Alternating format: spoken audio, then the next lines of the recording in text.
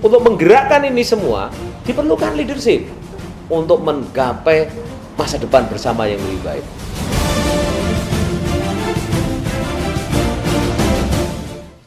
Terima kasih pemirsa, masih bersama kami dalam dialog khusus bersama Kang Yoto, dan ini kesempatan yang menarik sekali buat kita warga Bojonegoro untuk mendiskusikan tentang pencalonan Kang Yoto. Bukan pencalonan ternyata, jadi ini yang harus dipahamkan. Ini proses Pilgub DKI itu baru istilahnya Kang Yoto itu penjajakan, nominasi. Belum sampai kepada pencalonan, belum sampai kandidat. Artinya bahwa Kang Yoto sendiri serius di dalam meyakinkan partai-partai politik untuk mencari calon dari partai politik tersebut. Keseriusan dan kesungguhannya ada di sini gitu loh. Nah, ketika misalkan nanti di dalam proses berikutnya yang disebut dengan pencalonan itu kok Kang Yoto tuh tidak masuk, ya nggak masalah gitu loh. Jadi nggak usah khawatir dan bingung. Ini adalah proses yang memang sudah difikirkan secara matang. Begitu ya, Kang Yoto? Ya, kira-kira begitulah. Nah, Kang Yoto, goalnya apa sih sebenarnya Kang Yoto? Masuk Pilgub ini kan menyita pikiran, tenaga gitu kan. Ya, jadi sebenarnya begini, Mas. Saya itu mencoba memahami ya, dalam konteks makro Indonesia maupun dalam konteks DKI. Dari perjalanan pengalaman saya memimpin Bojonegoro, saya mencoba memahami bahwa masalah di DKI itu yang mencuat itu kan pasti soal banjir, soal kemacetan, kemudian juga soal bagaimana pelayanan publik yang terbaik, yaitu membangun pemerintahan yang bersih, yang kredibel. Juga ada masalah lain, yaitu persoalan kemiskinan di DKI. Dari data-data yang ada, kemiskinan di DKI naik. Ya, itu yang saya coba baca. Nah, kemudian sementara yang saya lihat, yang paling mengemuka sekarang adalah publik ini berada pada posisi wacana bahwa seolah-olah hanya persoalan korupsi yang mengemuka, ya, persoalan korupsi yang mengemuka. Karena itu misalnya bagaimana mendayagunakan anggaran maksimal untuk pembangunan itu kurang menjadi pertanyaan, ya, kurang menjadi pertanyaan. Karena itu sempat ada yang tanya, kalau Kang Yoto misalnya DKI kayak apa gitu. Saya bilang bahwa saya membayangkan DKI itu menjadi rumah kita semua, rumah yang kebetulan sering dikunjungi oleh orang luar DKI karena alasan politik datang pemerintahan. Yang kedua ada alasan yang namanya adalah ekonomi, tapi juga ada alasan budaya. Nah, rumah ini harus nyaman, rumah ini harus bersih, rumah ini harus indah, rumah ini harus aman. Nah, lalu warganya semua itulah yang kemudian terlibat aktif bersama pemerintahannya. Jadi perlu kolaboratif action antara warga dengan pemerintah. Tentu warga akan berpartisipasi penuh kalau pemerintahnya kemudian terpercaya. Jangan sampai warga kemudian hanya menonton pemerintahnya untuk melakukan sesuatu. Saya sudah bayar kok gitu ya, sudah bayar kok, maka saya tinggal menuntut Anda melakukan ini. Nah, menurut saya DKI itu adalah rumah kita, milik kita. Nah, karena itu maka approach-nya adalah ketika ada kasus misalnya banjir misalnya, pasti pertimbangan teknis itu semua udah ada, semua kajiannya ada, legalnya sudah ada. Tinggal kemudian bagaimana soal sosial. Jadi menyelesaikan persoalan banjir misalnya, satu tarikan nafas yang sama dengan bagaimana mencoba menyelesaikan kemiskinan di DKI. Yang menarik adalah Kang Yoto mengatakan bahwa mau membuat DKI itu menjadi rumah bagi siapa saja.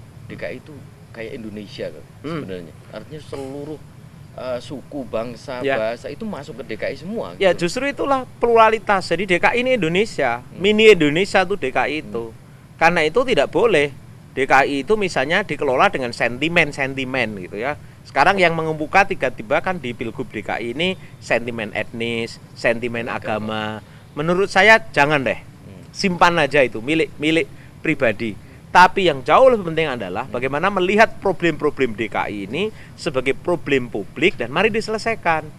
Kalau bahwa misalnya, oke, apakah yang sekarang ini sudah pas? Oke, kalau sekarang sudah pas, ada nggak kemungkinan yang lain? Karena politik itu jangan lupa, ini juga soal selera. Maka bagi saya adalah datang ke DKI mencoba memahami dan mencoba menawarkan menu baru. Kira-kira kalau menunya begini gimana? Tidak usah menghilangkan. Yang bagus-bagus kemarin teruskan semua yang ada. Tapi gimana kalau ditambahi?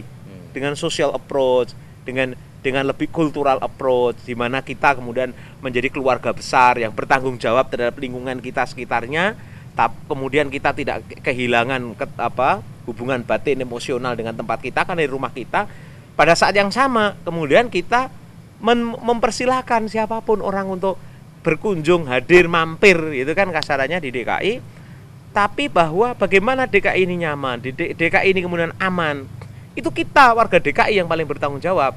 Ingat, setiap pembangunan yang sangat mengedepankan pendekatan legal approach dan technical approach, lalu mengabaikan aspek sosial, itu pada suatu saat memerlukan ongkos yang lumayan mahal, yaitu apa? Oke, itu kan konflik sosial. Oke, konflik sosial. Nah, Ya. saya melihat gini, Kang Yoto pengen menjadikan DKI itu rumah bagi Indonesia, karena memang banyak sekali. Nah, karena begitu banyaknya kultur, begitu banyaknya etnis, begitu banyaknya suku, yang mau digunakan ada pendekatan sosial oleh Kang Yoto. Nah, Plus ditambahi. Ditambahi sosial. Nah, dari dengan- semua pendekatan yang ada ditambahi. Nah, ketika kita ngomong pendekatan sosial, ini karena perbedaan kultural, perbedaan heterogen sekali gitu. Ya. Bagaimana Kang Yoto dekati? Ya, mari kita lihat sekarang contoh yang kita lakukan ya. Mas Syafiq masih ingat bagaimana kita di Bojonegoro ngelola soal banjir. Banjir kita ini sama, kita prosesnya kiriman. Kita lihat misalnya banjir di Kanor. Kanor tuh tadinya kantong kemiskinan kan. Kalau orang pinggiran Kanor itu baru mau dikawin aja orang malu kan. Waduh, Kang Yoto ini orang Kanor. Ya. Ya, orang Kanor. Cuma kebetulan saya kan tidak pinggiran itu ya. Tidak pinggiran. Jadi tidak malu kalau menyebutnya. Tapi orang yang pinggiran ini Kanor malu. Lalu tiba-tiba kemudian terjadi banjir besar di situ. Kita semua datang, kita berkolaborasi dengan masyarakat. Lalu ada keinginan kuat. Ini harus dibangun Pak Tanggul, Pak. 17 kilo. Lalu masyarakat semua rakyat sepakat dengan kita pemerintah. Pak, bagaimana kalau dibangun? Saya bilang nggak ada duit. Apa yang terjadi? Karena ini menjadi keinginan bersama, tiba-tiba masyarakat berikrar tanahnya akan digratiskan. Lalu kita tidak gratiskan kan, akhirnya dibeli ada 5.000, ada 10.000. Bayangkan, saya masih ingat kata Pak Graito waktu itu Kepala Balai Besar Bengawan Solo, saya mengatakan ini rekor ini. Membangun 17 kilo, pembebasan lahan dengan pembangunan terjadi pada tahun yang sama. Orang rela digusur tanpa harus marah. Coba bayangin tuh, bisa terjadi, merelakan tanahnya bersama-sama. Kan itu orang Jawa semua, Pak. Loh, Kalau Jakarta mau Jawa mau apa, kalau approach-nya kebetulan hanyalah legal dan technical, pasti menjadi masalah. Contoh yang kedua adalah ketika kita membangun CPF, Central Processing Facilities, untuk Blok Cepu. Bayangkan, walaupun itu dibeli tanahnya dari 600 hektar, ada kira-kira 6.000 orang kehilangan tanahnya. Lalu orang waktu itu mengatakan, yang orang bisnis, kontraktor minyak mengatakan ini bisnis, aturan sudah kita penuhi, harus direlakan. Yang katanya pejabat pusat kan mengatakan bahwa target nasional harus terpenuhi. Sebentar, Kang Yoto, yang saya melihat ada perbedaan antara DKI dan Bojonegoro lah. Artinya ketika kita ngomong kultur di DKI lebih heterogen, suku bangsa agama beda-beda. Kalau kita ngomong di Bojonegoro kondisinya hampir sama lah, homogen.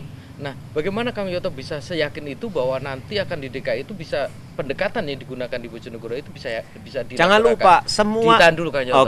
Oke, pemirsa, jangan kemana-mana, kita akan kembali setelah jeda iklan berikut. Untuk menggerakkan ini semua diperlukan leadership untuk menggapai masa depan bersama yang lebih baik.